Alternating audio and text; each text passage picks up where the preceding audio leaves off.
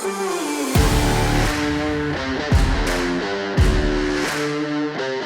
to our Midweek Coaches Show, where, as always, we'll feature what's going on in Smithson Valley Athletics. And, of course, we had a big district win over Clemens in football last Friday. Volleyball continues to roll. Team tennis continues to advance through the playoffs, and cross country's again making a big push as they get ready for the postseason. So got a lot of talk about today, and we'll start with our big district football win last Friday against the Clemens Buffaloes. You know, a week ago we sat in here and talked about their talent level and our sometimes tough history with them. You know, it's always been a team that we've struggled with, and you know, to come into Ranger Stadium and win 51-0, you know, I don't think anybody saw that coming. They didn't, we didn't, I certainly didn't. We were hoping to get a hard-fought win, but some things went right, and we win 51-0. Coach Westphal, how does that happen? I'm afraid if we lined up and did it again, it wouldn't come out like that, but we're going to take it before they make us play it again. But what happened there? Well, I thought our kids had a really excellent open week of being locked in and preparing, and then didn't get bored with it when we actually started working on Clemens the second week. So I thought we really sharpened up some of our fundamentals, and then came out and started really fast and kind of got the snowball rolling. And it just kind of carried on throughout the game. You know, I mean, like you said, we could play that game again, and it may not come out that way, but we'll take it. We're glad it did. Every now and then it all works, and it did all work. You know, our defense played extremely well. Clemens didn't get a first down the entire first half.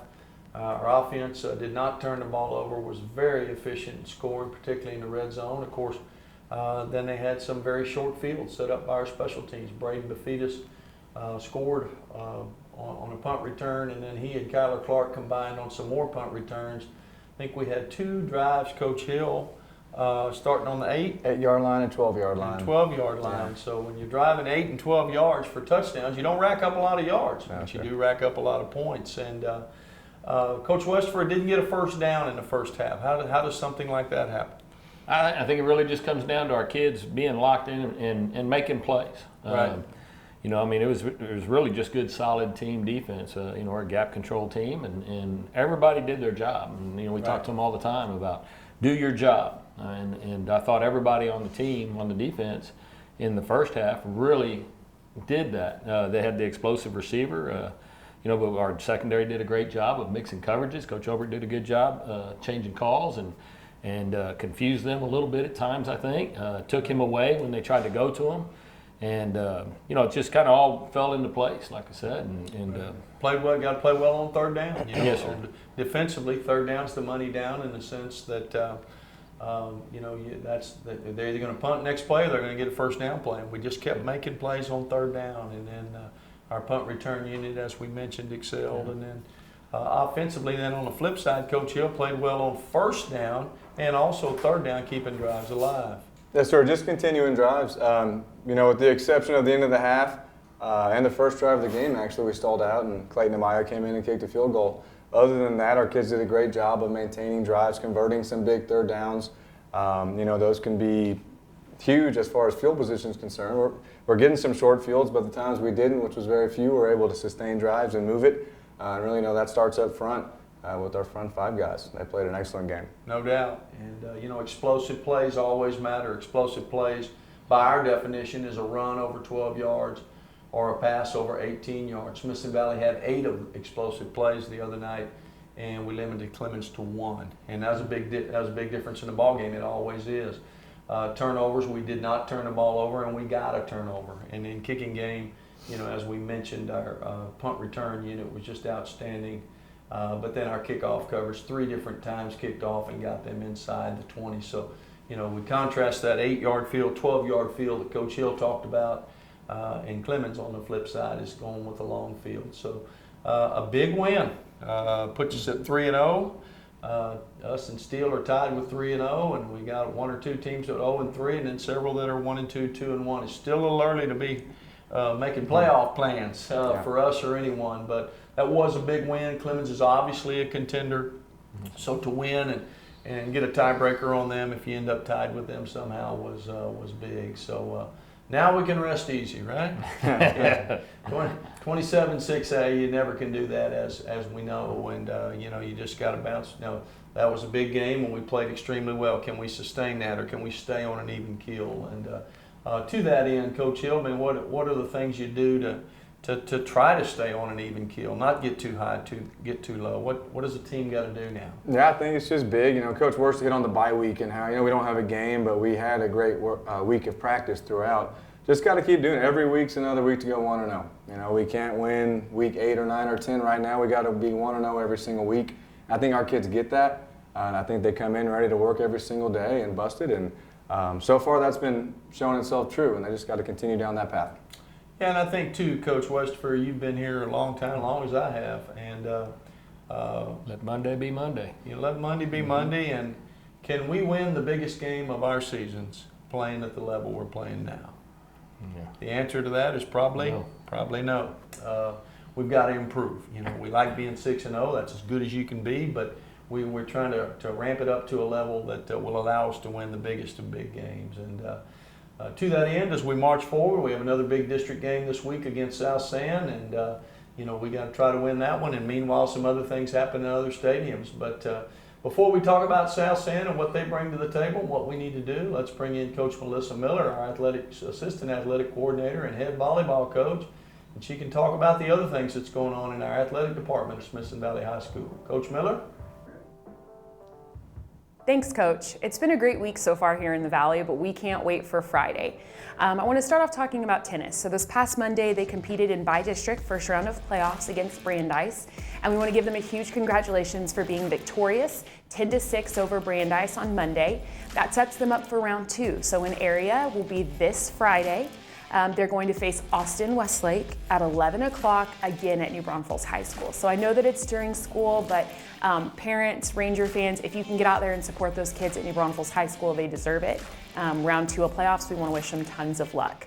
Moving into another team who's excelling, let's talk about cross country. This past weekend, they took the weekend off, and by off, I mean they didn't race, but I'm sure that they were training in preparation for their district race this Friday. So they are going to run at Stark Park in Seguin this Friday. Varsity girls will run at 9 a.m., varsity boys will follow them at 9:30, and then we'll start JV girls at 10 and JV boys at 10:30. So Friday we've got cross country at 9, 9:30, 10, and 10:30, and then tennis at 11. We want to wish them huge luck to our cross country team. Hope that they can get some runners out of district onto the next round. Moving into volleyball, we had another great week. This past Friday, we hosted New Braunfels High in our Dig Pink game. We were able to raise quite a bit of money to donate to the Side Out Foundation in honor of breast cancer, to put towards research and funding. Both of our freshman teams came out victorious. It took 3 sets for both of them, which is always exciting. Get to watch a little more volleyball, a little more intense volleyball. So we're really proud of the way that the freshmen persevered and won those. JV and varsity were able to sweep the Unicorns in 2 sets and 3 sets respectively. So great Friday night. And then last night we headed out to Clemens High School, where all 3 teams, they did not have a freshman B team, but varsity, JV, and freshman A were victorious, all with sweeps. So we're really excited. This Friday we are hosting South San. Times are going to be a little bit different because it is South San's homecoming. So varsity will play first at 5:30, followed by JV and freshman A. There's no freshman B team. So hoping for wins volleyball wise, but really, really excited to watch tennis compete in the area round of playoffs on Friday, and then to watch cross country compete in their district meet Friday. So good luck to all of our Rangers this weekend. I hope to have some great news for you guys next week. Back to you, Coach. Congratulations to all our teams, and let's take a minute too to congratulate our volleyball coach. Apparently we've hired a really good volleyball coach here, and Coach Miller on Tuesday won her 350th career victory as a head volleyball coach, and she wasn't with us for the first one, but we're proud that she's here with her most recent one, and we know there's many more to come. And I know she'll credit her assistant coaches and players, which I guess is true, but we want to congratulate her on that milestone because she's certainly worthy of that.